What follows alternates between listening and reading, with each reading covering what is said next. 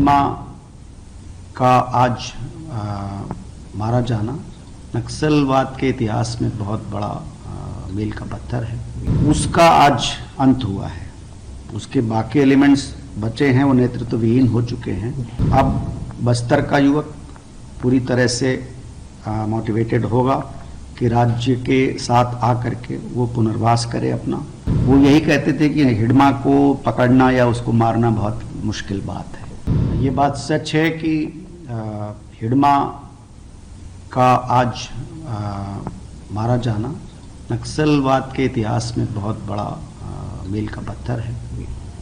पिछले कुछ वर्षों से हिडमा और नक्सलवाद एक तरह से पर्याय बन चुके थे, और विशेष तौर पर जो उनकी आर्म्ड ग्रुप है, जो इनका PLGA बटालियन है, जो हथियार के बल पर सत्ता हासिल करना चाहता है, उसका आज अंत हुआ है।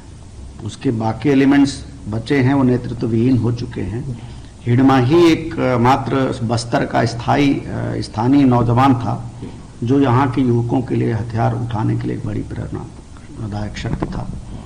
और उसके जाने के बाद से अब बस्तर का युवक पूरी तरह से मोटिवेटेड होगा कि राज्य के साथ आकर के वो पुनर्वास करे अपना, और राज्य की पूरी विकास की ताकत उसके साथ जुड़ी है, बस्तर के विकास के लिए लगी है। मेरी अपील भी है पूरे बस्तर के सभी नवयुवकों से कि सभी आगे आएं और हम सब मिलकर पूरे बस्तर का बहुत अच्छा विकास करें। सर, जितनी मैक्सिमम जो बड़ी बड़ी किलिंग हुई है, चाहे ताड़मेटला हो, चाहे उसके बाद में अपना झीरम घाटी कांड हो, सर उस सब में मास्टरमाइंड के रूप में माना गया है सर हिडमा को। हिडमा असल में पहले बस्तर का इतिहास है कि थोड़ा सा किसी भी इस तरह के पात्र को उसमें एक सुपर नेचुरल शक्तियां देखने लगते हैं। स्थानीय आदिवासियों में एक परंपरा है, तो लोगों में ऐसा था कि हिडमा जो है वो पूरी तरह से अजेय है, और वो किसी भी अभियान में मैंने कई नक्सल काडर से इंटरोगेट किया है, वो यही कहते थे कि हिडमा को पकड़ना या उसको मारना बहुत मुश्किल बात है।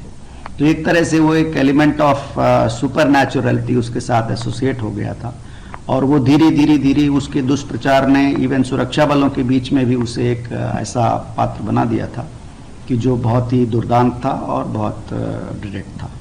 सर, इस किलिंग के बाद में अब वहाँ के बच्चे, वहाँ के नौजवान अब वहाँ से इंजीनियर या IITian या ऐसे कुछ लोग निकलेंगे सर, मेडिकल में निकलेंगे। अब एटलीस्ट सर नक्सल नहीं वहाँ पे रहेगा सर। नहीं, ये बहुत, इसीलिए मैं आज का मौका विशेष तौर पर इसको यूज करके और बस्तर के युवक और आदिवासियों बच्चों से ये कहना चाहता हूँ कि इस प्रकार की धारा और इस प्रकार की दिशा का हश्र देख लिया उन्होंने कि हथियार उठाकर किसी भी प्रकार का कोई भी विकास या किसी भी प्रकार की कोई क्रांति या कोई बदलाव नहीं आ सकता है। सारे बदलाव जो हैं वो दूसरे खुले रास्ते हैं, प्रजातांत्रिक रास्ते हैं उसके। और बदल गया वक्त जब बस्तर के आदिवासियों का शोषण होता था। राज्य बन चुका है, राजधानी करीब है, सारे जनप्रतिनिधि पहुंच रहे हैं, सारी योजनाएं पहुंच रही हैं। तो अब सभी को एक साथ मिल करके और पूरे बस्तर और छत्तीसगढ़ के समूचे विकास के लिए काम करना है।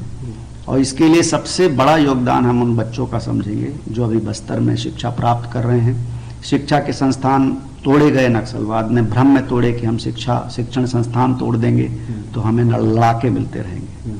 तो आज वो सब विचारधारा, उनके सारे विचार, सारी योजनाएं आप सभी बस्तर के देखा है लोगों ने कि किस प्रकार वो ध्वस्त हो जाते हैं। और जो मार्ग अभी बताया गया है, राज्य ने बहुत अच्छी पुनर्वास नीति पूरे आदिवासी बच्चों के लिए और नक्सलवाद के जो विक्टिम्स हैं उनके लिए भी और नक्सलवादियों के लिए भी, वो सभी के लिए पुनर्वास की बहुत उदार योजना है। और उसमें जो लोग शामिल होंगे तो वो सभी लोग एक मुख्य धारा से जुड़ करके और विकास में अपना सहयोग देंगे। अगर आप ये वीडियो YouTube पर देख रहे हैं तो हमारे चैनल को सब्सक्राइब कर बेल आइकन दबाएं, और Facebook पर देख रहे हैं तो हमारे पेज को लाइक करें।